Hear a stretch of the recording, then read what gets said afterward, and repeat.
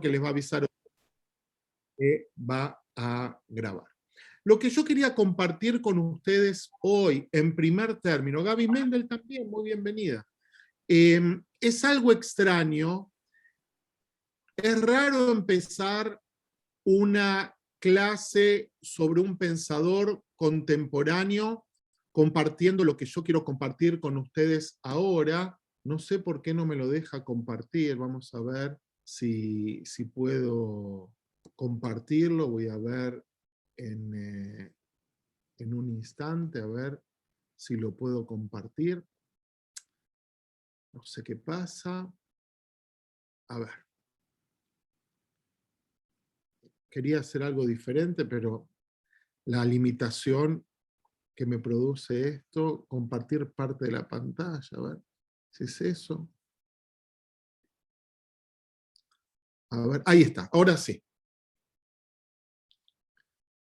Bien, ¿ustedes ven una pantalla? ¿Sí? Entonces, yo quiero empezar con algo de la cultura popular judía del siglo XX y después voy a explicar por qué. ¿Se escucha la música? Sí.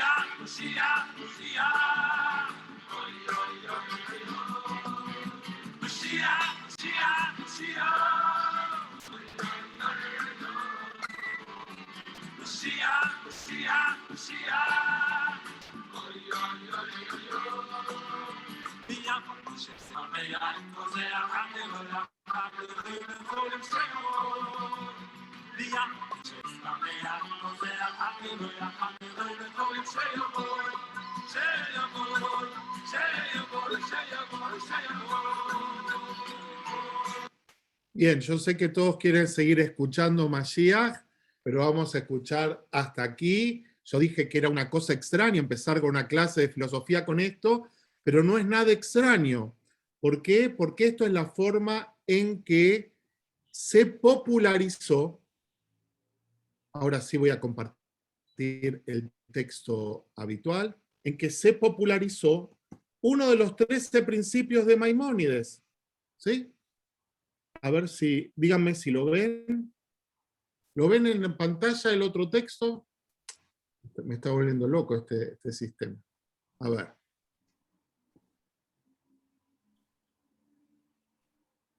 Espera.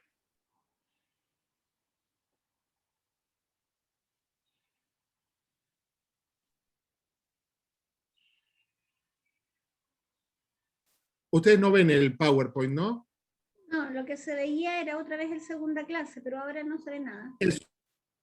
Eso quiero llegar, pero quiero verlo, quiero ponerlo bien. Ahora voy a llegar bien. Ahí está. Ok. Bien. Entonces, ¿por qué yo elegí empezar con Mashiach? Por un motivo muy sencillo.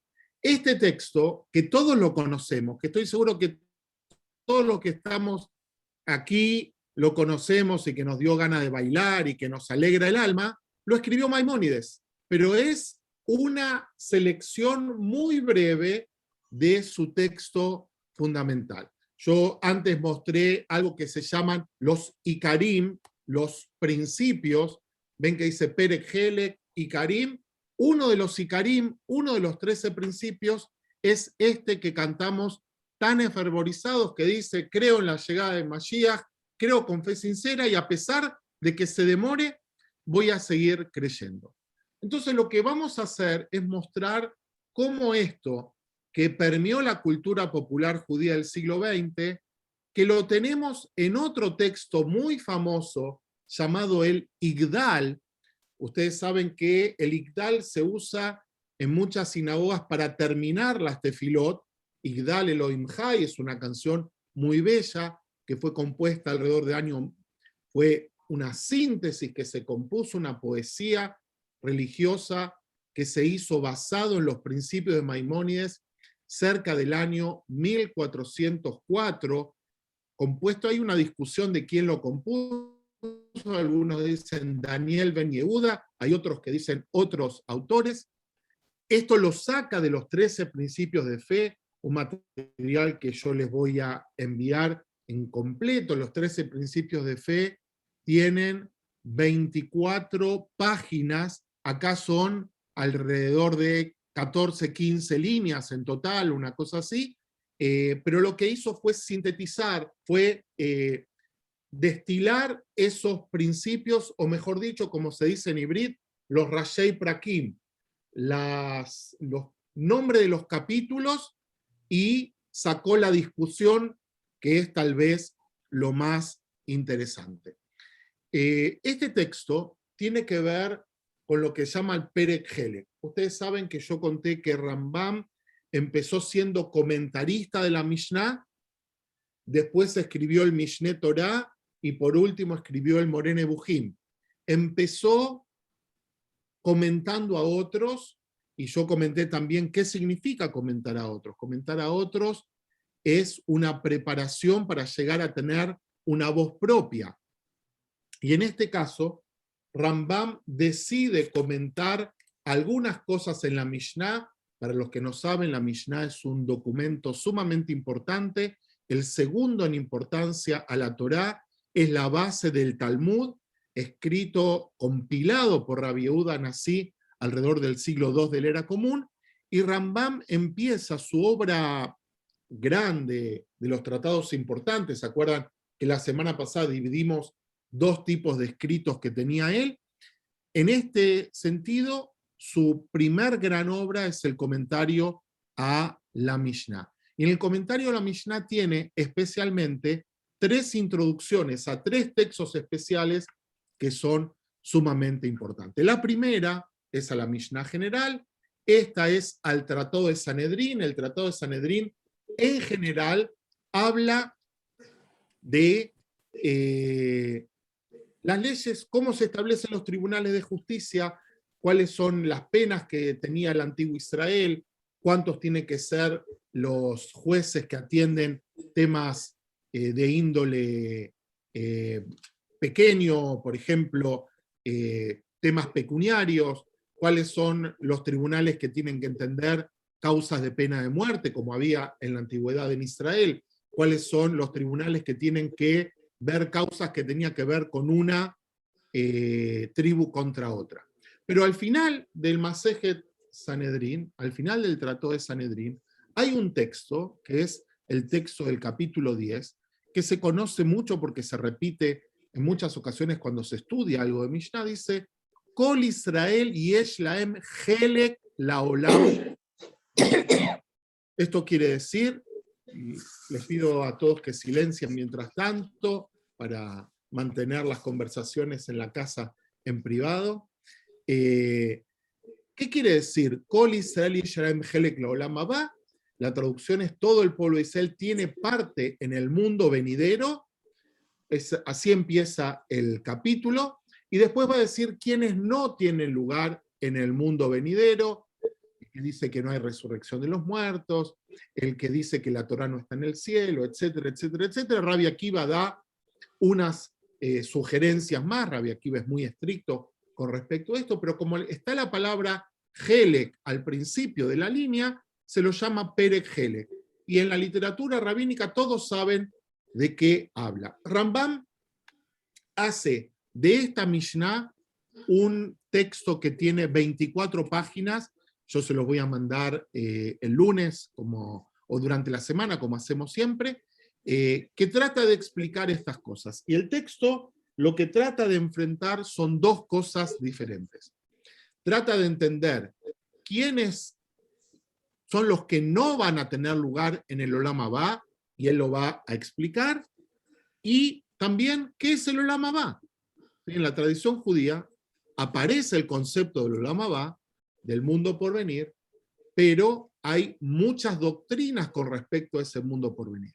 Y Maimónides va a tratar de explicar esas doctrinas, va a tratar de encontrar la armonía entre todas ellas y va a tratar de, como él siempre hace, de explicar cuáles son las personas que van a poder tener lugar en el Olam Abba y qué personas no.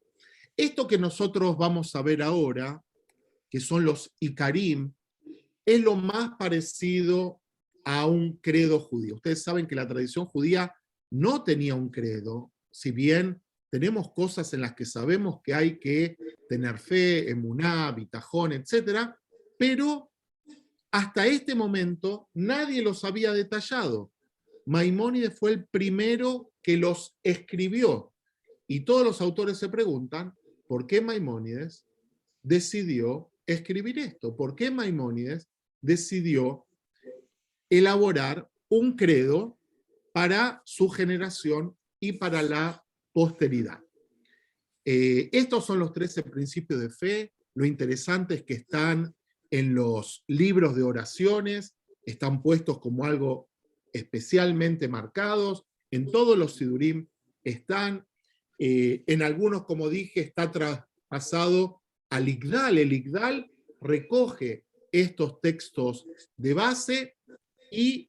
Perdón, Raf, que lo interrumpa. Por favor, que apaguen los micrófonos. Sabe que no se escucha bien. Yo ya pedí recién, Por lo que tengo que hacer es salir y volver a entrar, pero no quiero hacerlo, quiero seguir avanzando. Así que les pedimos a los que tienen los micrófonos prendidos, por favor, que los apaguen. Si no, déjenme un minutito, voy a tratar de, a ver si lo puedo hacer yo.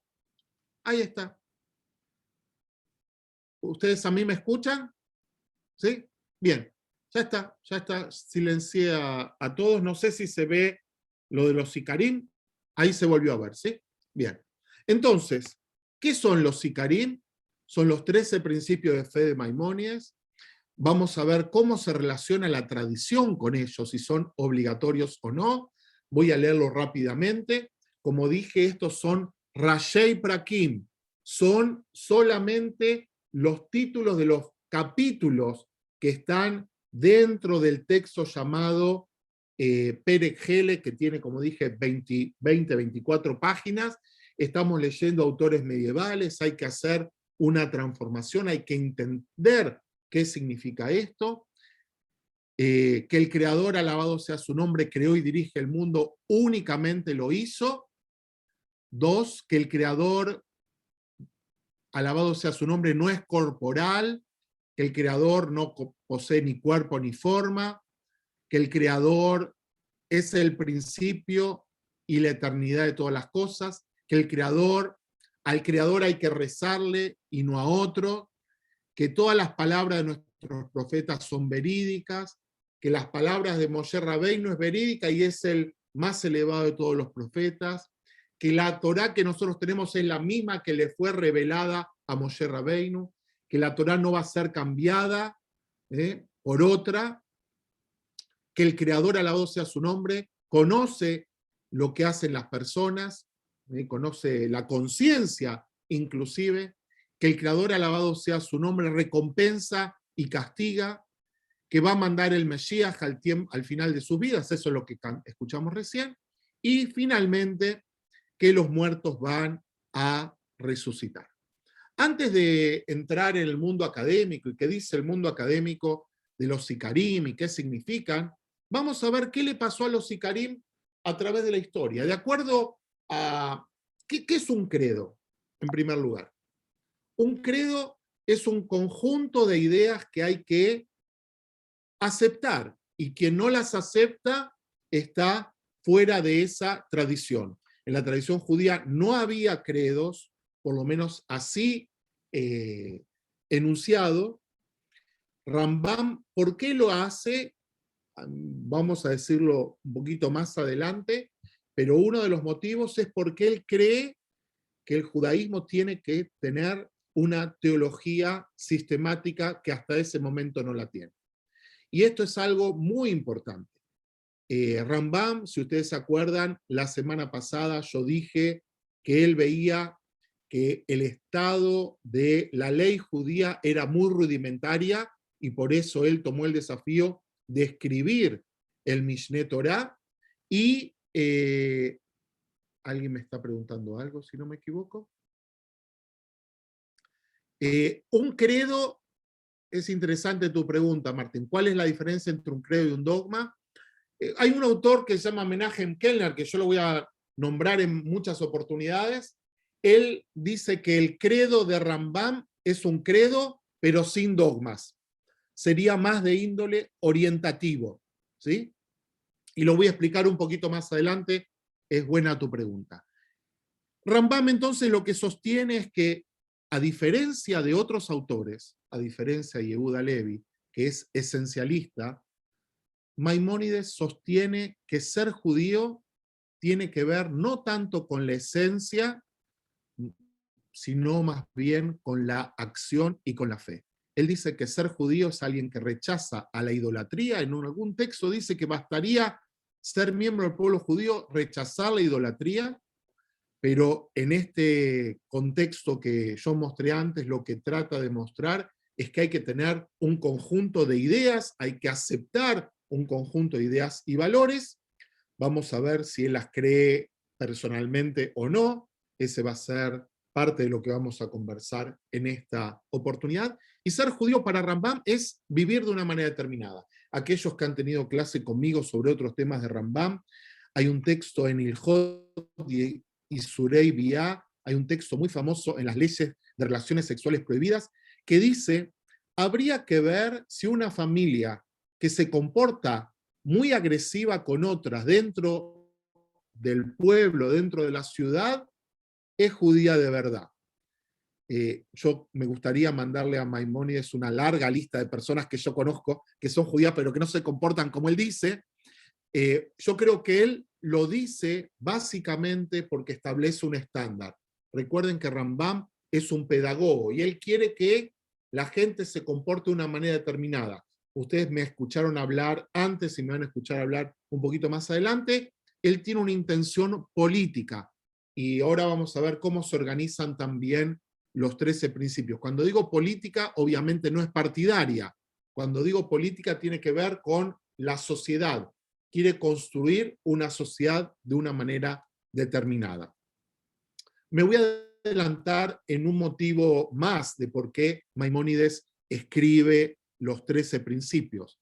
Uno escribe unos principios, se llama Ikarim, justamente la palabra Ikar es importante en este tema, porque cree que está su cultura en peligro, porque la gente no sabe cuál es la concepción correcta, o porque hay otras culturas o otras ideas. Hoy en día se utiliza un concepto que es muy interesante, que es el mercado de las ideas. O sea, uno está sometido a diferentes ideas que pueden ponerlo en tensión, y Rambam lo que quiere es mostrar cuáles son las ideas correctas del judaísmo. Y estas ideas a veces son de judíos y a veces son de la sociedad circundante. Entonces Maimónides, uno de los motivos por los que escribe este credo es para decir, bueno, ser miembro de este pueblo es creer en estas cosas. Menachem Kellner, que es uno de los autores más expertos en Maimónides en la actualidad, él dice que fue el primero que se animó a hacer eso. Menachem Kellner escribió un libro que más adelante voy a mostrar la tapa, y si alguien quiere profundizar, se lo recomiendo profundamente. Ya la semana pasada Vivi me preguntó de uno de los libros que recomendé, la biografía, vale la pena leerlo. Lo que él dice es que Rambam, voy a repetir, quiere transformar el judaísmo con una teología sistemática, porque él cree que es necesario por su época, por la cultura circundante, etc. Pero la pregunta es si fue aceptado por todos, y nosotros sabemos que no. Por ejemplo, Tzemach Durán en final del 1300 y 1400 que vivió en Mallorca y en Algeria, dijo que hay solo 3 principios de fe, 3 Ikarim, utiliza las palabras, y Yosef Albo, influenciado por Tzemach Durán,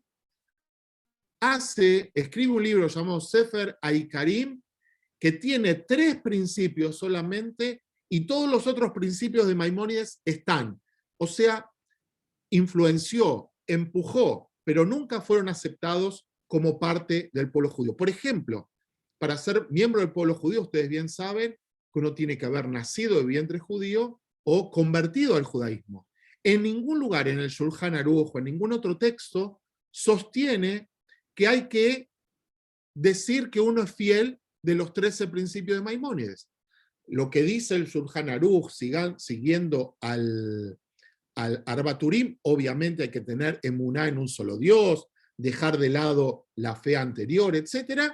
Pero lo que se le tiene que enseñar a una persona que viene a incorporarse al judaísmo son un poco de mitzvot difíciles, un poco de mitzvot fáciles, preguntarle si está seguro, si no está loco por querer incorporarse al pueblo judío, meterlo en la mikvá, cuando sale de la mikvá, decirle otra vez cuáles son las mitzvot sencillas y fáciles y las difíciles, y darle la bienvenida. Eso es lo que dice el Shulchan Aruch, y en ningún lugar dice que como prueba de fidelidad al pueblo de Israel tendrían que aceptar o entender los 13 principios. Después vamos a volver un poquito más a esto, pero yo quiero insistir en un tema. Se me fue muy para adelante. Se me fue todo para adelante. Ya les conté todos los secretos. Bien. ¿Por qué es importante el tema del comentario? El tema del comentario es una técnica que sirve desde la Edad Media para decir algunas cosas y para ocultar algunas cosas. ¿Qué quiere decir esto? Quiere decir que el comentario tiene la ventaja de que no es la voz propia, ¿sí? Es la voz de uno comentando otra cosa. Por ejemplo, el Perek Hele, que empieza hablando de 4 o 5 categorías de cómo la gente se relaciona con los textos sagrados. Y Rambam dice, algunos lo leen en forma literal, algunos lo leen en forma literal pero tienen interpretaciones, otros lo leen en forma alegórica, etcétera, etcétera, etcétera, pero él no dice cuál es su forma, ¿sí? Entonces tiene la ventaja de hacer un inventario y no definir cuál es su pensamiento. Su pensamiento lo va a definir más adelante. Las mismas cosas que planteamos ahora, los tiempos mesiánicos, el Olam Abba, etcétera, etcétera, Maimónides lo va a decir en sus otras obras, en el Mishneh Torah, sin lugar a duda, en un capítulo muy importante que es el capítulo 11 de las leyes de los reyes, donde va a hablar del Mashiach, y en Ilhot Teshuvah, en las leyes del arrepentimiento, que va a hablar justamente de qué personas se pueden arrepentir y qué personas no. El tema este de los comentarios no fue una cosa que inventó él siquiera. Rambam es seguidor de un pensador árabe llamado Al-Farabi. Al-Farabi es un pensador árabe aristotélico que, por ejemplo, él no creía, fíjense, un pensador musulmán que no creía en el premio después de la muerte, no creía en el tema del paraíso con el premio para quien es el fiel, pero él no lo dice en forma directa.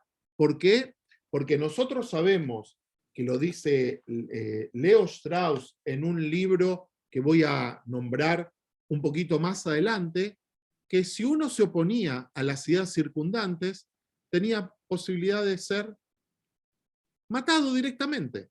Entonces, ¿cómo hizo Al-Farabi para decir que él no creía en eso? Lo hizo a través de comentarios de otros autores. Y es a través de los comentarios que lo que hace es ocultar su verdadero pensamiento. Leo Strauss es este profesor judeo-alemán que enseñó en la Universidad de Chicago. Él tiene un libro que voy a mostrar ahora en un ratito más, que es sumamente interesante, pero es una doctrina que es una teoría que se conoce en muchos lugares, que hasta 1800 por lo menos la gente no escribía totalmente lo que creía. ¿Por qué? Porque si escribía totalmente lo que escribía, perdón, si decía totalmente lo que escribía, corría pena de muerte. Piensen, por ejemplo, en un autor como Spinoza en 1600, los primeros escritos que hace lo hace en forma anónima o con un seudónimo. ¿Por qué hacen esas cosas? Porque tienen miedo de las represalias. Bien, comentario, ahí yo puse Shmona Prakim, eso es otro de los comentarios famosos de Maimónides, que le sirve a él no solo de introducción, sino para establecer algunas pautas. Los tres libros, no principales, no únicos, pero los que vamos a... datos personales, tanto consumidores, tanto responsables frente a clubes canábicos, bueno, es una opción. Ahí está, ya lo logré manejar. Entonces, vamos a ver tres libros que son fundamentales para estos. El primero es el de Eliezer Schweid, que es un profesor de la Universidad de Jerusalén. Él hace un estudio desde Saadia Gaón, alrededor del año 900, hasta el Renacimiento. Eliezer Schweid es una autoridad. Menachem Kellner, que escribe este libro, miren, yo lo tengo en otro color, me sorprendió encontrar esta tapa. Must a Jew believe anything? ¿Debe un judío creer en algo? Fíjense ya el nombre sugestivo. Y él es un maimonidiano, es de los que más siguen a Maimónides. Es uno de los que habla de Maimónides en términos absolutamente contemporáneos de la ciencia, de sus ideas, etc. Escribe este libro sumamente interesante. Y el tercer libro, este de Leo Strauss, que se llama La persecución y el arte de escribir. ¿Sí? Persecución y el arte de escribir. ¿Cómo uno escribe lo que piensa en un lugar donde puede ser perseguido y donde puede ser matado? Y en ese sentido hablan todo el tiempo de la teoría. Inclusive Maimónides lo escribe en la introducción del Moreh Nevuchim, de la guía de los perplejos. Él dice, si vos ves que hay contradicción entre mis cosas, bueno, quiere decir que hay algo oculto. No es que hay contradicción, sino que yo lo escribí de esa manera para que solamente algunos entiendan lo que quiero decir. Los 13 principios de fe, Maimónides, que escribió Maimónides, Eliezer Schweid lo divide en tres partes. Los primeros, los que hablan de Dios, de que es único, que no tiene cuerpo, que es eterno, etcétera, etcétera, los llama principios teológicos, ¿sí? Principios teológicos porque hablan de Dios. El siguiente grupo, la Torá, la profecía, Moshe, el profeta Moshe es el más alto, el más importante, lo llama principios de la Torá. Y lo interesante es que, a diferencia de otros textos, Maimónides escribió su código legal, el Mishneh Torah, empezando por estas cosas. Ustedes saben, si abren el Shulchan Aruch, lo dice una lámina un poquito más adelante, lo primero que van a encontrar en el Shulchan Aruch es las leyes que uno tiene que cumplir cuando se levanta a la mañana. Uno se levanta, agradece, dice el Modeaní, se lava, dice las Birkot Shahar, etc. En el tratado, el código jurídico de Rambam, empieza por las leyes que tienen que ver con las ideas, Ilhot Yesodei Torah, los principios de la Torah. Dios eterno es el primer motor inmóvil, utilizando la terminología de Aristóteles. Más adelante va a decir Ilhot Deot, las leyes de la conducta. Después más adelante va a decir cuáles son las leyes de la Avodah Zará, de las leyes de Avodah Zará se traduce como idolatría, etcétera, etcétera, etcétera. Y después recién más adelante va a decir cómo se ponen los tefilín, cuáles son las brajot, etcétera, etcétera, etcétera. Entonces, él ordena su código de esta manera. Entonces, primero, teológicos, que hablan de Dios. Segundos, que hablan de la Torá y la profecía, y de Moshe, obviamente. Y tercero, principios políticos. Cuando digo principios políticos, vuelvo a decir, principios que organizan la ciudad. Y si ustedes prestan atención en eso, algo muy interesante, dividirlo de esta manera, los más elevados son los primeros, los principios teológicos, y los más mundanos son los últimos, los que hablan de premio y castigo. Y él va a poner el Mesías, premio y castigo, resurrección de los muertos, y que Dios conoce lo que piensa cada persona en este grupo de principios. En un ratito, cuando empecemos a leer una parte del Perek Helek, de su introducción, vamos a entender un poquito más. Bien, Eliezer Schweig hace un análisis inclusive de cuánto mide cada uno de estos textos. Eliezer Schweig dice, los que Rambam no creía mucho en ellos, los hizo breve, porque no podía discutir. La pregunta es por qué los puso.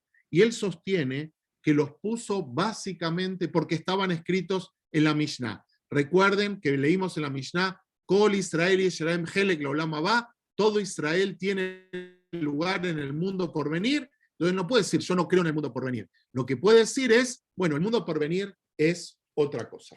A mí me gustaría, en este momento, compartir con ustedes un texto muy famoso de Rambam. Ustedes saben que Rambam sostiene que el grado más elevado de la adoración a Dios y del estudio de la Torá es lo que se llama Lishma.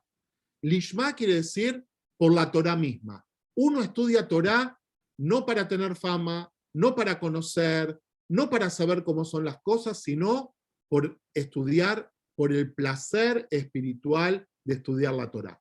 Pero hay otros conceptos que son lo lishma, ¿sí? Estudiar Torá por otra intencionalidad, por, qué sé yo, voy a dar un ejemplo, porque le gustan los compañeros de la clase. Entonces vos podés estudiar Mishnah, estudiar Torá porque te gusta el clima que hay en la clase. ¿Eso va a ser lo más elevado? No. Pero lo que dice Rambam es que a veces uno empieza por una motivación lo lishma, no pura, no lo más elevado, pero va llegando hacia una posición elevada. ¿Se entiende más o menos lo que estoy diciendo? Solamente hágame una seña si el concepto está más o menos claro. Ok, bien. Entonces, uno empieza lo lishma, pero llega al lishma.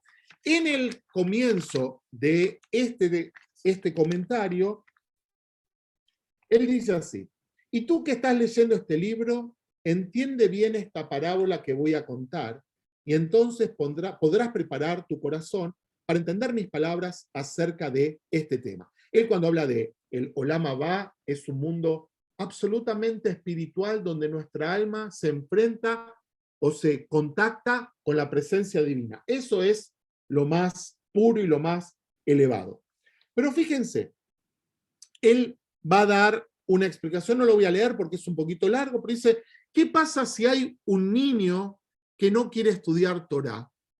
Y el Moré le puede dar unas nueces para convencerlo. Dice, bueno, si estudias Torá te doy estas nueces. Es una teoría un poquito conductista.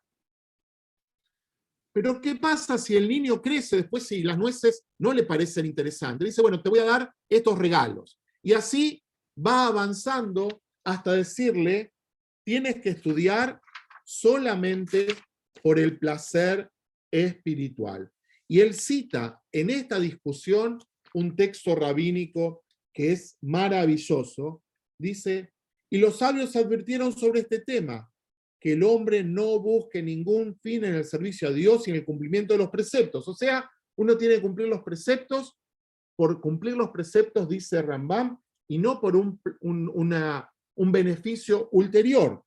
Fíjense lo que, y ahora trae un texto, dice, no imites a los esclavos que sirven a los amos con la esperanza de ser recomendados, mas servir a Dios como los servidores que lo hacen desinteresadamente. Muchos de los que están aquí en el Zoom conocen una frase famosa de Charly García que dice, Dios es empleado en un mostrador, da para recibir, ¿sí? Una canción de Charly García muy vieja. Obviamente Charly García no es un filósofo, pero Rambam lo que está diciendo es no hay que hacer eso, hay que adorar a Dios solamente por el placer mismo de contactarnos con Él, llegar a Él y estar en un estado espiritual con Él. O sea, Él dice, mientras tanto, si uno empieza a cumplir las mitzvot por una motivación que es lo lishma,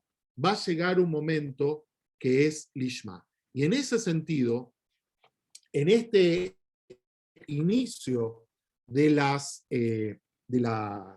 el comentario del Perek Hele, que va a terminar con los 13 principios de fe, va de menor a mayor. Y si ustedes me permiten volver un poquito atrás, Rambam en los Ikarim va de mayor a menor, va desde lo más abstracto y más profundo hasta lo más mundano, premio y castigo. Lo que va a decir Rambam, que eso no es lo más elevado. Tanto Schweib como Kellner, como Leo Strauss, lo que van a sostener es que Rambam no creía fielmente en esto que estamos diciendo, sino que él entendió, y me están pidiendo el link, discúlpenme un minuto, algunos se olvidaron de este link.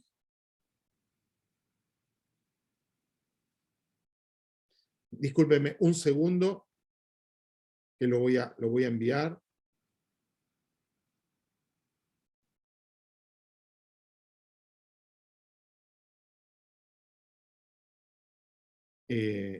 Nosotros mandamos siempre, me imagino que le habrá llegado a todos por mail el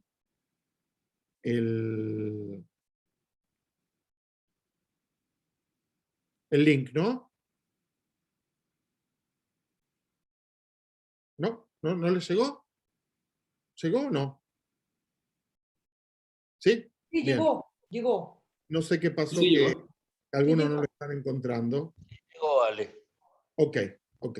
Algunos me están reclamando, recién ahora me doy cuenta. Entonces, si nosotros pensamos en que Rambam es alguien que espera de nosotros elevarnos en nuestra relación con Dios, tener una relación más madura, más espiritual, entendemos que piense en este texto por arriba y que vaya bajando, entendiendo que resurrección de los muertos, premio y castigo, Mashiach, etcétera, son, voy a decirlo en términos sencillos, son las nueces o los regalos que se le dan a las personas para que profundice, para que avance. En el otro texto empieza de la manera más simple. Él, posiblemente todos los autores dicen que Rambam no los sacó de su credo o de sus Ikarim, no los sacó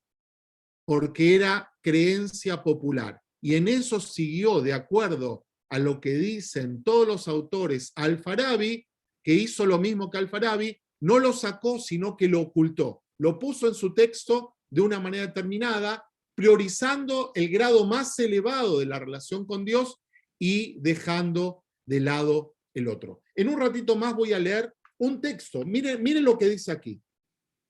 Y por eso le permitieron al vulgo, para reforzar su fe, cumplir los preceptos con la esperanza de una recompensa y así alejarse de las transgresiones por miedo al castigo. O sea, Rambam lo incorpora en su vida, en su escrito, diciendo, bueno, hay personas que no tienen el grado elevado de espiritualidad y necesitan ir avanzando de otra manera, y bienvenido sea, porque él también sigue al Farabi en ese concepto, en un texto que Al-Farabi dice, no se pueden contradecir las creencias populares de forma directa, porque si no nadie te va a escuchar. Lo que uno tiene que hacer es tomar las creencias populares y transformarlas. Voy a dar un ejemplo maimonidiano puro con respecto a los korbanot.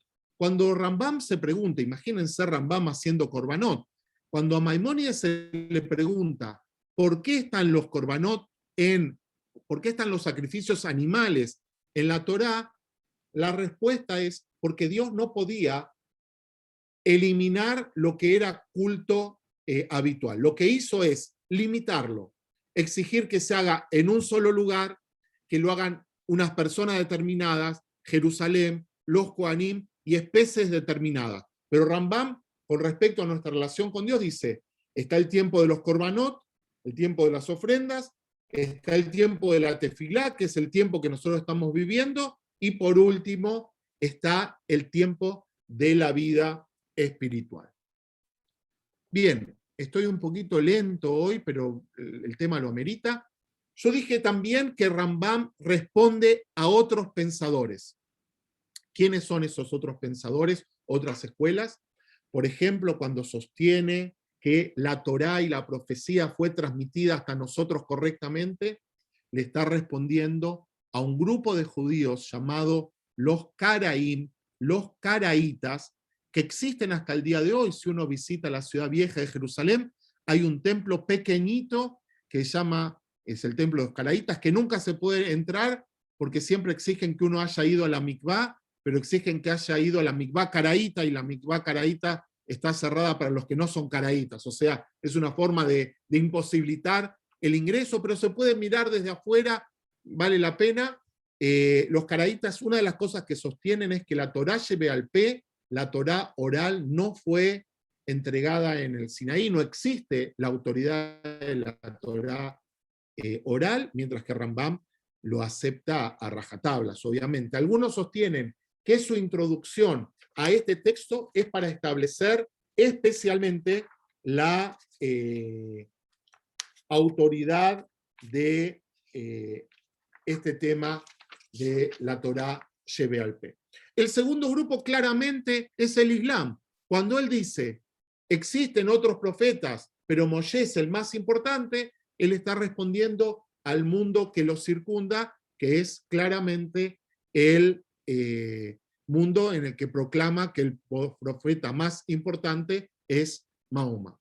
Y también algunos sostienen que cuando insiste en el tema de que Dios no tiene cuerpo, también está respondiendo de alguna manera a el cristianismo, que también él lo conocía. Bien, Menachem Kellner, el otro autor, lo dije antes, Rambam intenta hacer una teología sistemática, fracasa en el intento. El Mishneh Torah, a diferencia de otros códigos, empiezan con ideas, el Arbat Urim y el Shulchan Aruch empieza con las conductas contemporáneas, y por último, lo de Al-Farabi, un pensador musulmán aristotélico, no ponerse a la gente y a la tradición, sino compartir las ideas de tal manera que la gente pueda incorporarse. Leo Strauss, que es un autor del siglo XX, que escribió ese libro sobre la escritura y la persecución, es un autor muy famoso, lo que dice es que los autores, y también Rambam lo dice en algún lugar, tienen una escritura exotérica, quiere decir una escritura abierta, y una escritura esotérica. Esotérica no quiere decir mística solamente, esotérica quiere decir que la entienden solamente los iniciados, y esto es algo que sigue él de Al-Farabi. Tengo 3 chats. Bien, era sobre los links.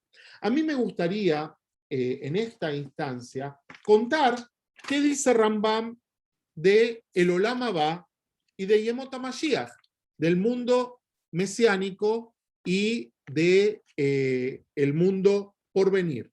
¿Por qué lo voy a utilizar el texto de el Mishneh Torah?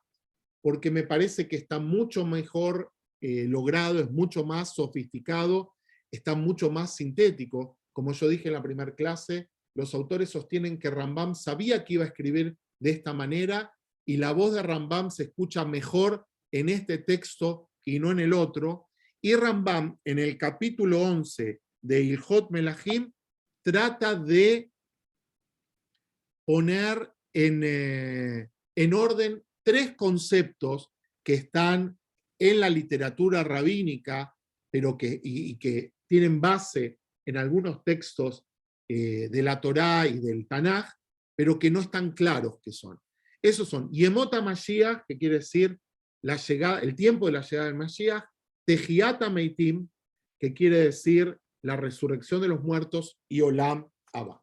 Voy a empezar entonces compartiendo con ustedes un texto que yo amo de Rambam. No voy a leer el texto que habla con respecto a cuál es la expectativa del Mesías, etcétera, que habla de Rabbi Akiva, etcétera. Inclusive en la versión no censurada que se mantuvo en los países sefaradim, hay una referencia a Jesús, ¿sí? Es algo interesante. Bien, dice así, y este es un texto clásico también.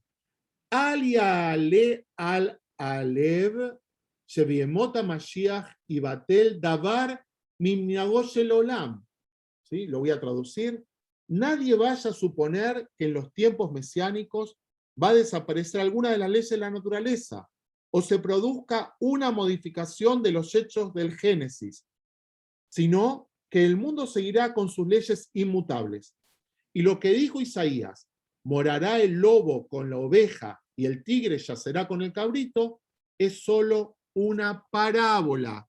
Si hay muchos textos que hablan, por ejemplo, que van a salir pancitos de los árboles.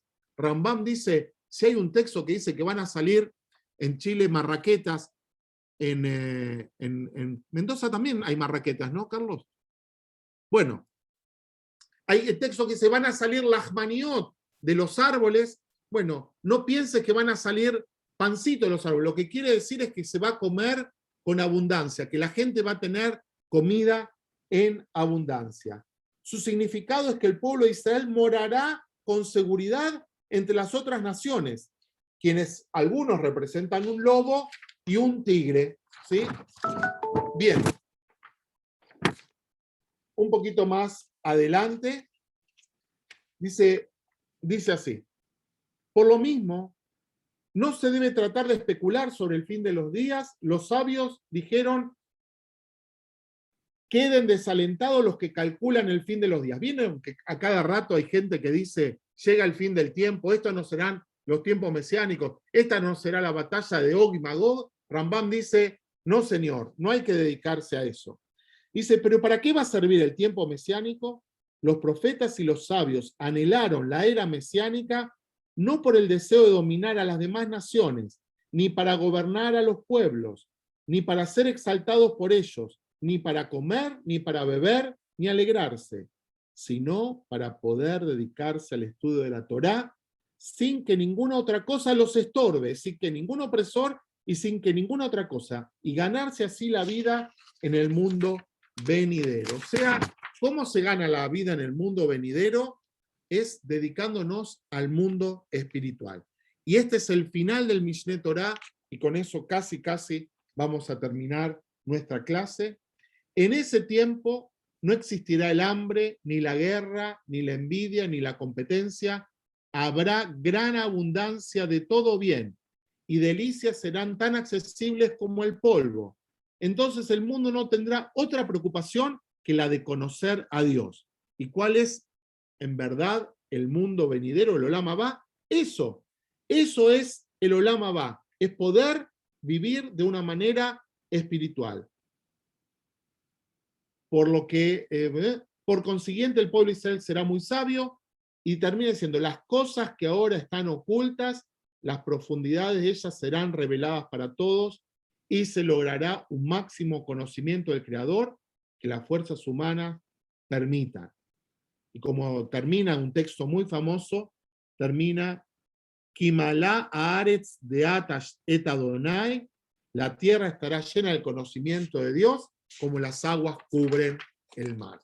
O sea, los 13 principios de fe entendidos en este contexto son cosas que debemos creer. Los autores discuten si los últimos tenemos que creerlos o no. Inclusive Menachem Kellner sostiene que no, que hay algunos que son necesarios e imprescindibles y otros son accesorios. Estos últimos son accesorios en función de lo primero. Es revolucionario lo que dicen que posiblemente Rambam no los creía, que los escribió por el tema este que yo dije de Al-Farabi. Es revolucionario decirlo en esos términos, pero es muy posible, inclusive si nosotros medimos, como hizo y nos proponía Eliezer Schweitzer, cuánto habla de cada uno de esos principios. Algunos principios tienen un párrafo gigante y de los últimos dos, una línea nada más. O sea, para no entrar en la discusión filosófica, porque, por ejemplo, Tejiat Hameitim, la resurrección de los muertos, no se puede lograr con una discusión filosófica, entonces él lo pone porque es parte de la tradición y Rambam no quiere contradecir a los sabios y a la tradición judía, sino los pone como parte de lo que él llama los grupos de principios políticos en el sentido de la polis, como dije antes. Bien, nos quedan unos minutitos. Si alguien tiene alguna pregunta, yo saco la pantalla ya para poder verlos a todos.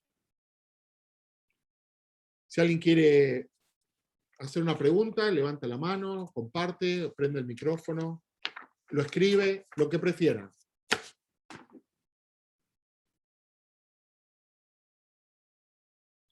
La próxima vez que canten el Ligdal, se van a acordar de esto, ¿sí? Y yo los invito a revisar en sus casas los sidurim que tienen, si tienen los 13 principios de fe, y hacer esta división. Los teológicos, los de la Torá y profecías, y los de índole políticos. Bien. ¿No hay preguntas? Ale, yo, Sí, sí. Tefi, ¿cómo fue asumido en parte en su época, sobre todo trabajaba, digamos, y vivía inmerso en un mundo árabe, digamos, musulmán, perdón. ¿En qué perdón, se cortó un poco, no te puedo escuchar toda la pregunta. La pregunta es, ¿cómo fue aceptado, entendido por el mundo musulmán que rodeaba a Maimónides en su época, básicamente? Mira, es interesante tu pregunta. ¿Hay alguna leyenda que las tropas de Ricardo Corazón de León le ofrecieron a Maimónides pasarse al bando cristiano y él prefirió quedarse en el bando árabe? Él era respetado, como dijimos antes, como un cadi, como un juez. Él fue el líder de su comunidad por un tiempo.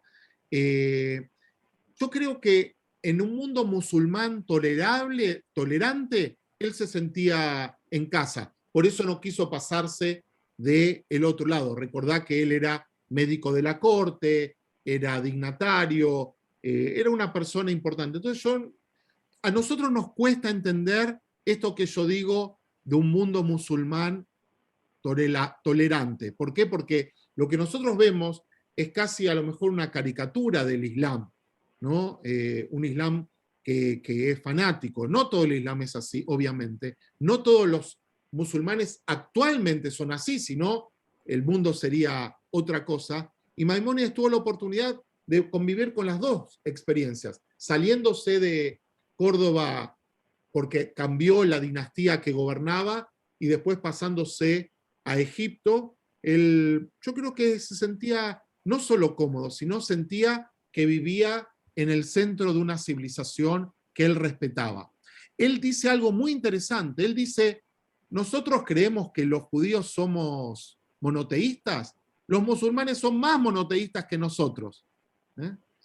Claudio Schiffer me pregunta si Rambam habrá aceptado el Islam. Bueno, en la clase anterior yo conté que hay algunas sugerencias que dicen que él o su familia se convirtió al Islam. Yo, más que convertirse al Islam, creo que él vivió dentro del mundo musulmán, cuando vivía en especial en el norte de África, como se dice, una situación de marrano, ¿sí? Vivía hacia afuera como copiando los usos y costumbres y profesando el judaísmo.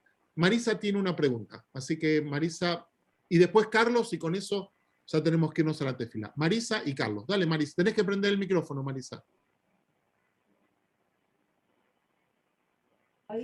Ahí está, dale.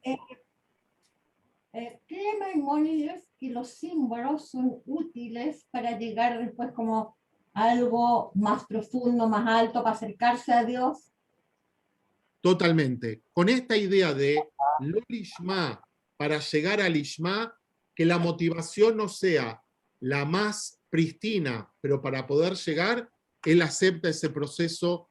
Y también creo que tiene que ver con su experiencia, con su vida personal, con todo lo que ha vivido él y su familia. Uy, se me fueron todos. ¿Están ahí?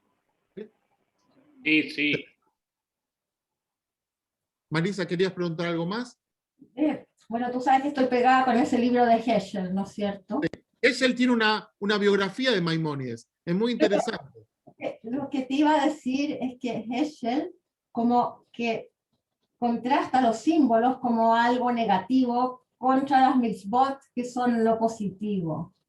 Lo que pasa es que lo que Heschel lo que va a decir es que las mitzvot no son simbólicas, sino que son actos que tienen un sentido en sí mismo, utilizando una enseñanza hasídica de que las mitzvot son los conectores con las que nos vinculamos con la divinidad. Esa es la... No se contradice con Maimónides. Yo creo que no. Carlos. Sí, Alejandro. Dale. Mencionaste algo de que él había tenido o había habido algún contacto, digamos, referente a Jesús, y creía que ibas a explicar algo de eso.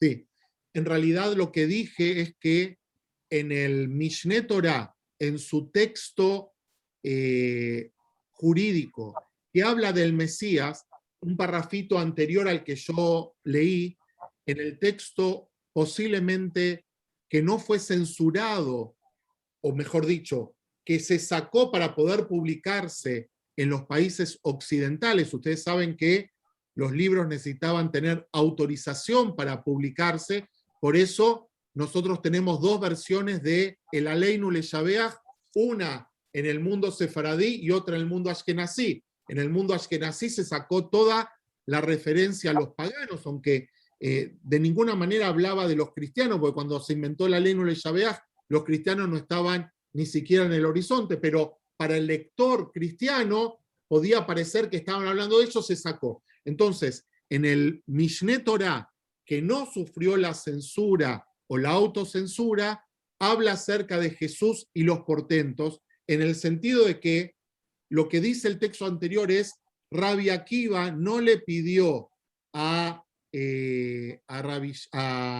Bar Kokhba ningún portento, o sea, no necesita el Mesías hacer milagros para ser nombrado como Mesías, y ahí hace referencia a Jesús, que en los evangelios dice que hizo milagros similares a los que hicieron algunos profetas de Israel. Por ejemplo, nosotros tenemos en el Tanaj, por ejemplo, la reproducción de el aceite de una mujer, va a un profeta y le dice que la van a sacar de su casa y lo único que tiene es un poquito de aceite. El profeta le dice, bueno, pedí aceite a todo el mundo y empezá a llenar pocillitos de aceite y se multiplican. Es muy parecido a lo que dice el Evangelio de la multiplicación de los panes y los peces, por ejemplo. Bien, nos vemos la semana próxima.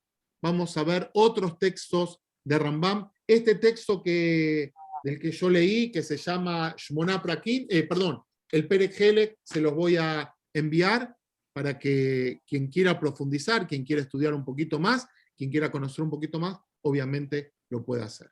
Bueno, que tengan todos buenas noches. Chao. Gracias. Gracias por la Hasta luego. clase. Gracias. Chao a todos. Chao.